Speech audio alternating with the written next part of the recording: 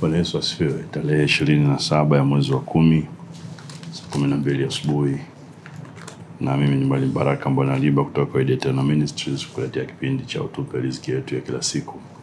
Tunaangalia mambo matano ya msingi au kuzingatia kwenye maombi ili kujitenga na mfumo wa Kisodoma, mfumo wa Kibabeli, mfumo wa kishetani kwenye mambo ya kiuchumi, kazini, kwenye huduma, ni biashara.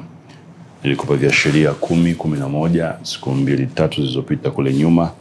Na sasa tunaangalia ukuhani wa kiuchumi na namna gani vitu gani vya kuzingatia kufanya maombi ambayo yatakunasua au kufanya usiingie kwenye huu mfumo. Kumbuka tumeshaangalia mambo matatu: toba kama jambo la kwanza, jambo la pili baada ya toba ni kuhakikisha au kujua kama unahitaji kufanya maombi ya vita, si maombi sawa na maombi mengine.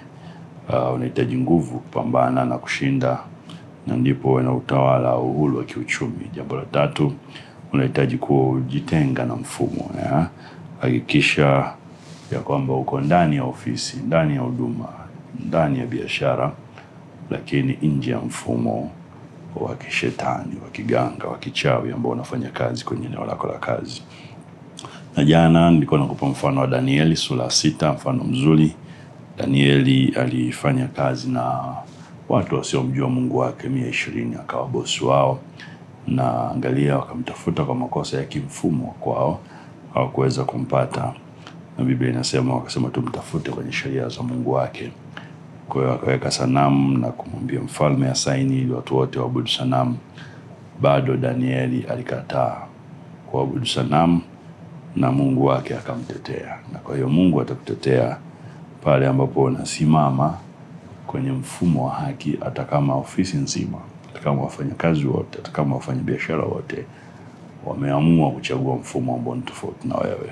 Hakikisha unafanya maombi ya namna hii, kwa si jambo jepesi. Kwa Danieli ilimchukua kuomba angalau mara 3 kwa siku kwa muda fulani, na unaona akaendelea kufanya hivyo ili aweze kusustain hiyo hali. Warumi sura ya 6 mstari wa 16, usisahau unakuwa mtumwa wa yule ambaye unamtii. Na kwa hiyo ni muhimu sana ukaangalia unatii kwa nani. Kwa hiyo usifanye vitu fulani kwa kufurahisha watu, sababu vitaharibu uhusiano wako na Mungu. Kwa hiyo hakikisha unakuwa nje ya mfumo, lakini katika mfumo. Uko ndani ya mfumo fulani, lakini unaishi nje ya mfumo kwa kuishi mfumo wa Mungu ambaye tunamwabudu.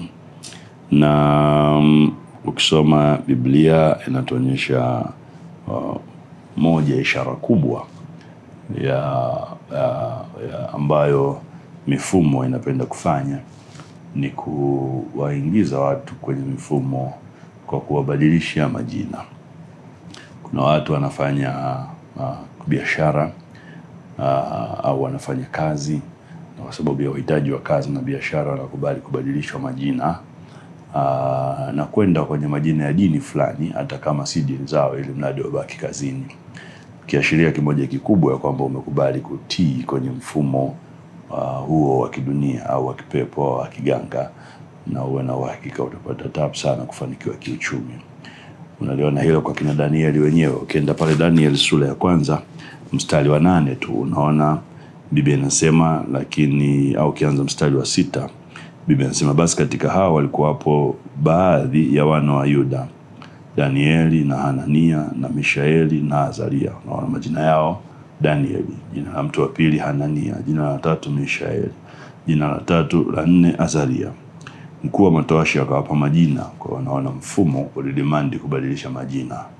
Akawaita Danieli, mkuu wa matowashi akawapa majina, akamuita Daniel Belteshaza.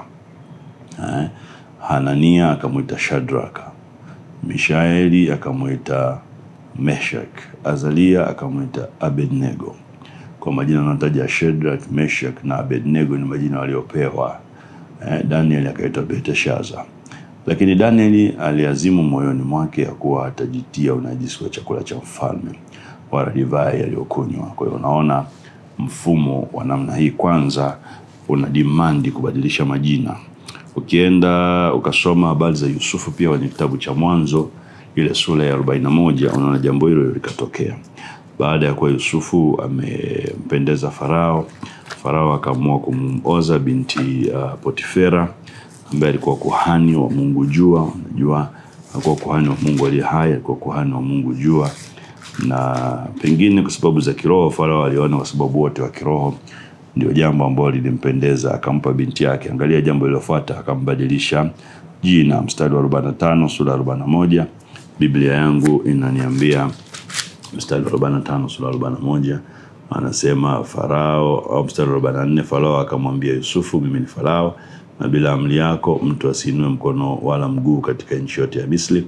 Farao akamuita Yusufu, angalia, Safenathi Panea, akamwoza Asenathi binti Potifera kuhani wa Oni kuwa mkewe Yusufu. Lakini nataka uone Yusufu pia alibadilishwa jina, kaitwa Safenath Panea. Mfumo unatafuta kubadili jina. Iko hivyo hata kwa Mungu wetu. Kwa mfano ukienda Samueli wa pili, kitabu cha Samueli wa pili sura ile ya 12 mstari wa 24, Samueli wa pili 12:24, utaona Suleiman pia kupitia nabii Nathan naye alibadilishwa jina. 24:12 Biblia nilonayo inasema, na Daudi akamfanya Bethsheba mkewe, akaingia kwake, akala naye akazaa mwana, akamuita jina lake Suleiman.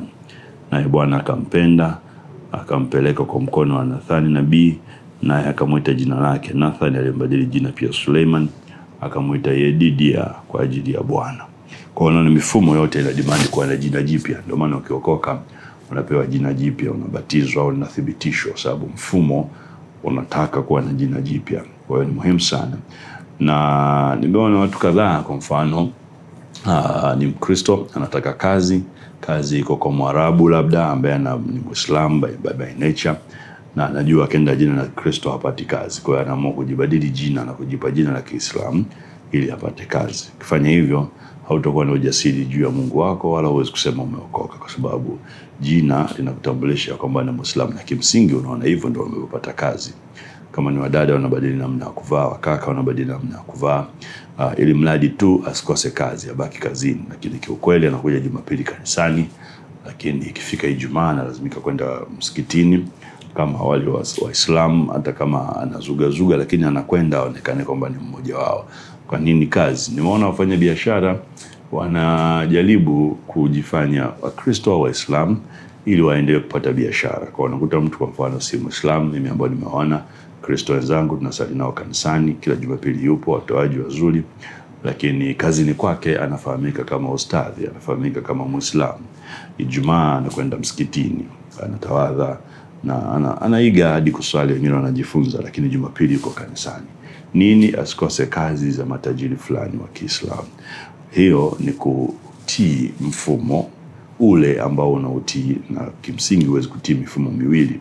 Kwa hiyo lazima uwe umeukana mmoja, na unakuta mara nyingi mfumo wa Melkizedeki wameukana hata kama wanakuja kanisani. Usikubali kubadili jina, usikubali kuigiza jina au kiroho ambacho si chako, ili mradi upate mkate wako wa kila siku, upate riziki ya kila siku. Baki na Bwana, kuwa mwaminifu kwa Bwana, itakujengea ujasiri, na hivyo ndivyo ambavyo unajitenga na mfumo uliopo katika kazi yako. Hivyo ndivyo unavyofanya kazi nje ya mfumo, lakini katika mfumo moja ya kitu kitakapokupa ujasiri ni jina na hali yako ya kiroho. Mungu akubariki. Karibu kesho kwenye kipindi hiki cha Utupe Leo Riziki Yetu kila siku saa 12 asubuhi. Amen.